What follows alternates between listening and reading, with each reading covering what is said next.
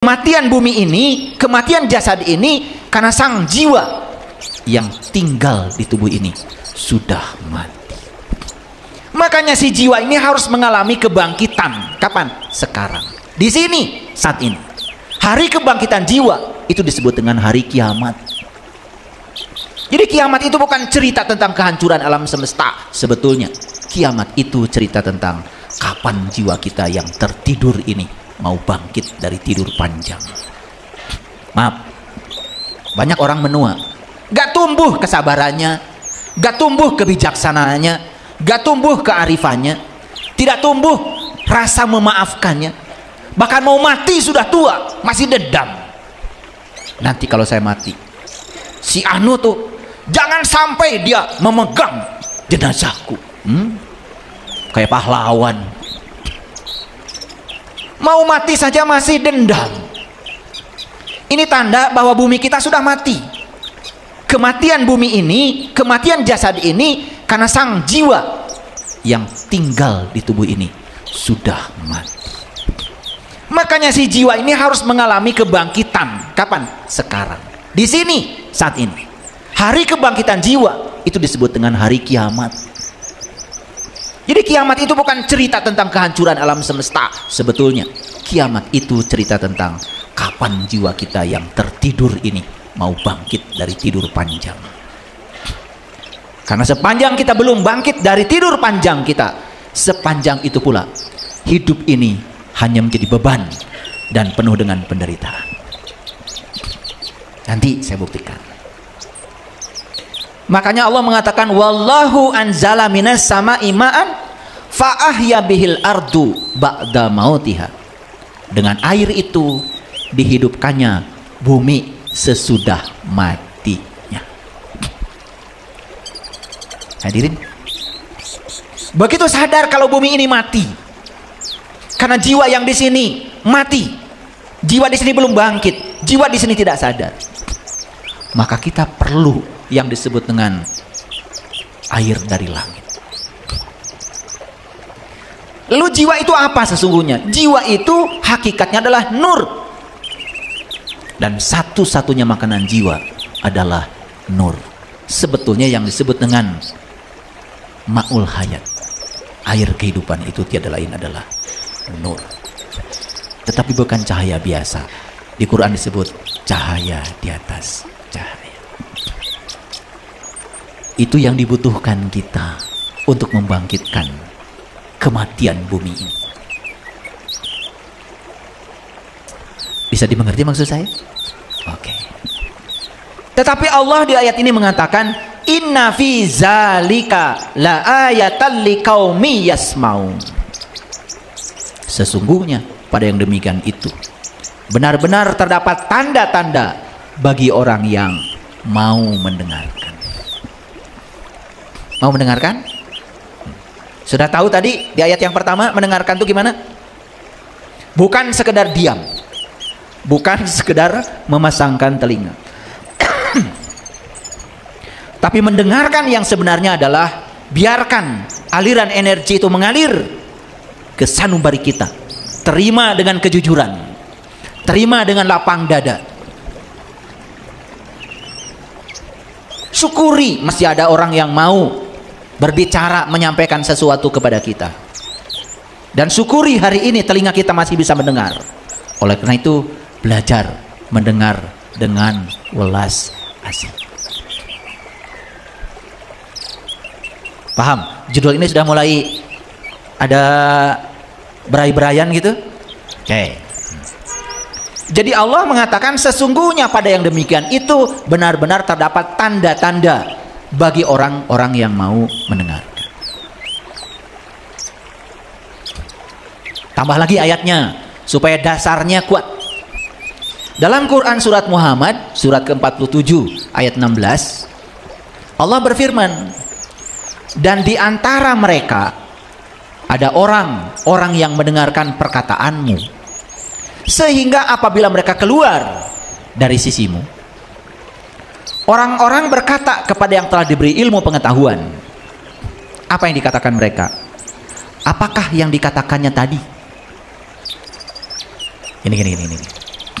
sama-sama ada di sini, sama-sama ikut kajian. Tapi begitu keluar dari ruangan ini, dia tanya sama orang lain, apa ya yang dikatakan di kajian tadi? Suka begitu apa tidak? Itu namanya mendengar tetapi tidak mendengar. Dan Allah mengatakan di ayat ini, ulaikal ladzina taba'allahu ala qulubihim wattaba'u ahwa'ahum. Mereka itu orang-orang yang dikunci mati kolbu mereka dan oleh Allah, dan mengikuti hawa nafsu mereka. Ciri orang yang sudah dikunci mati kolbunya, ciri orang yang mengikuti hawa nafsunya. Perhatikan saya, sama-sama ada di ruangan ini, tapi begitu keluar dari ruangan ini dia bertanya pada yang lain, sebetulnya tadi yang dikatakan apa ya? Kelihatan pertanyaan itu pertanyaan biasa dan wajar, tetapi menurut Allah dalam Al-Quran, jangan-jangan karena selama kamu di sini kamu mengikuti hawa nafsumu sendiri. Apa maksudnya?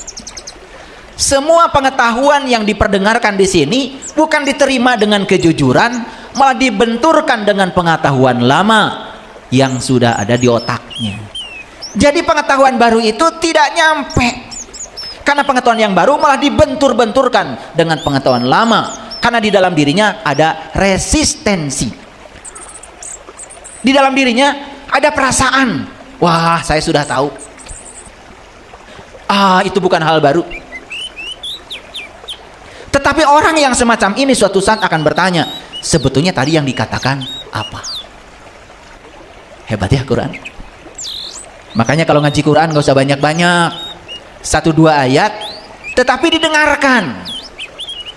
Dan saat kita membaca Al-Quran, jangan memaksa orang lain harus mendengarkan bacaanmu. Biarkan telingamu yang mendengar.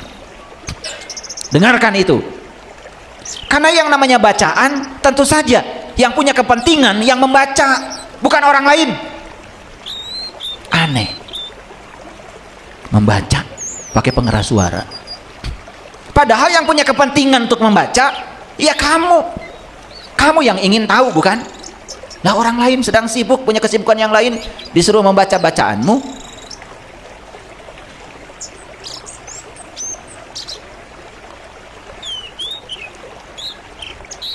Kenapa diam?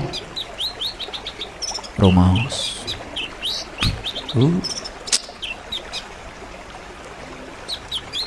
Ibu itu tuh luar biasa. Makhrajnya, suaranya melengking.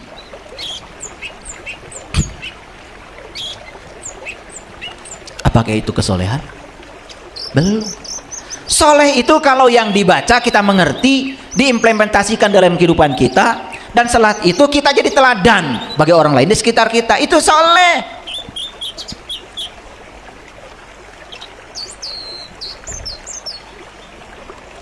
Mengerti sampai sini? Tambah lagi ayatnya biar lebih dalam. Dalam Quran surat Az-Zumar, surat ke-39 ayat 18. Ini masih dalam rangka mendengarkan. Allazina yastami'una al-qaul fayattabi'una ahsanahu ulaika allazina hadahumullah ulaika hum ulul albab. Orang-orang yang mau mendengarkan perkataan lalu mau mengikuti apa yang dikatakan yang terbaik, mereka itulah orang-orang yang telah diberi petunjuk oleh Allah, dan mereka itu diberi gelar namanya ulul albab.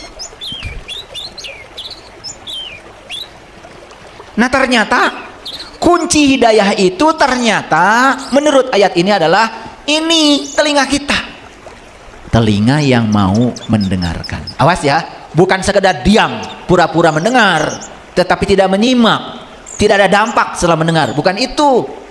Karena di ayat yang tadi sudah saya jelaskan, mereka mengatakan kami mendengar, pada kata Allah sesungguhnya mereka itu bukan orang-orang yang mendengarkan.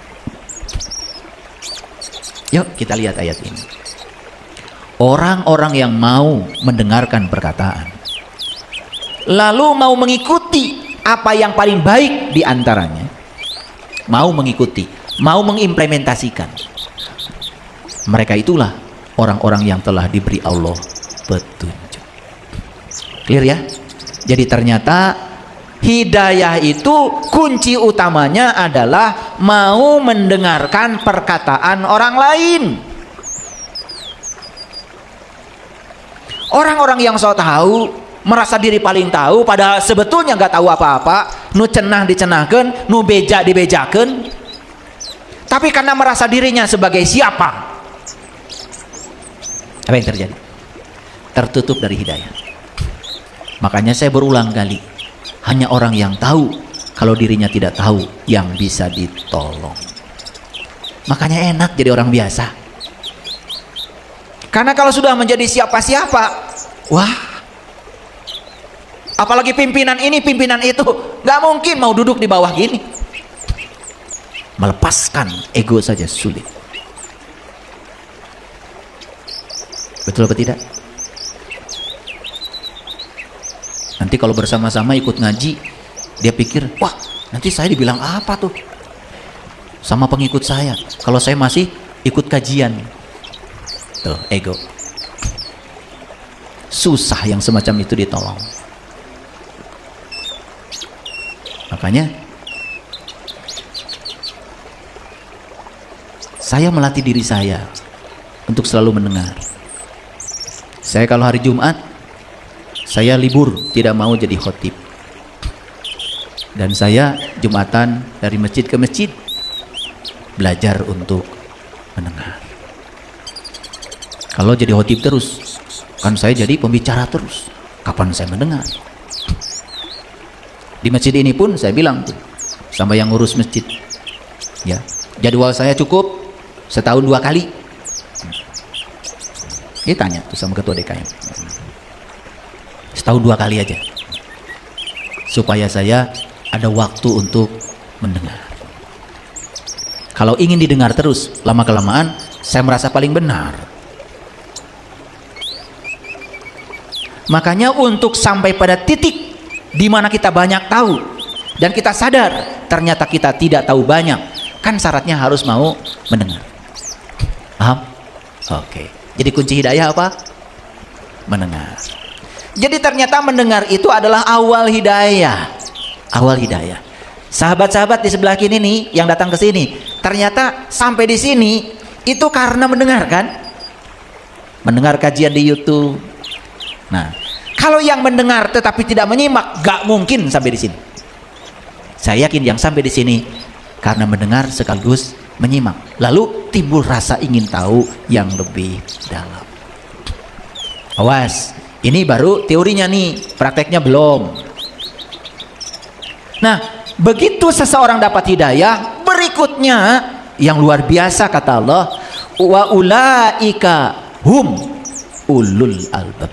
Maka dia akan dapat gelar dari Allah. Nama gelarnya gak ecek-ecek, namanya ulul albab. Ulu itu artinya pemilik, albab itu dari lub. Lub itu bagian terdalam dari kolbu. Itu yang disebut dengan ahlul bait. Ahli-ahli baitullah. Dan ahli-ahli baitullah adalah mereka yang sudah tahu cara berkunjung ke baitullah yang sebenarnya. Karena baitullah yang sebenarnya kata Allah ada bersamamu, lebih dekat daripadamu, daripada urat nadi leher. Karena gak mungkin Allah bersamamu, baitullahnya di luar dirimu, gak mungkin. Mau jadi ulul albab? Jadi kuncinya apa? Diulang. 1, mendengar. Dari mendengar baru dapat hidayah, petunjuk, kan? Nah, dari petunjuk itulah seseorang akan diarahkan untuk mencapai satu pengalaman spiritual yang luar biasa, pengalaman pribadi yang tidak bisa dialami oleh siapapun. Saya kasih tahu, jalan menuju Allah itu bukan jalan lebar, bukan jalan tol, tapi jalan menuju Allah itu adalah jalan sempit. Karena jalan itu adalah jalanmu sendiri, jalan pribadimu. Dan setiap pribadi punya jalan sendiri-sendiri. Sekali lagi, jalan menuju Allah bukan jalan tol, bukan bypass, bukan jalan besar. Jalan sempit, sempit sekali. Dan jalan itu adalah jalan pribadimu sendiri. Dan kamu harus melewati jalan itu sendirian. Gak bisa rame-rame, tidak bisa bergandengan tangan, gak bisa. Benar-benar sendirian.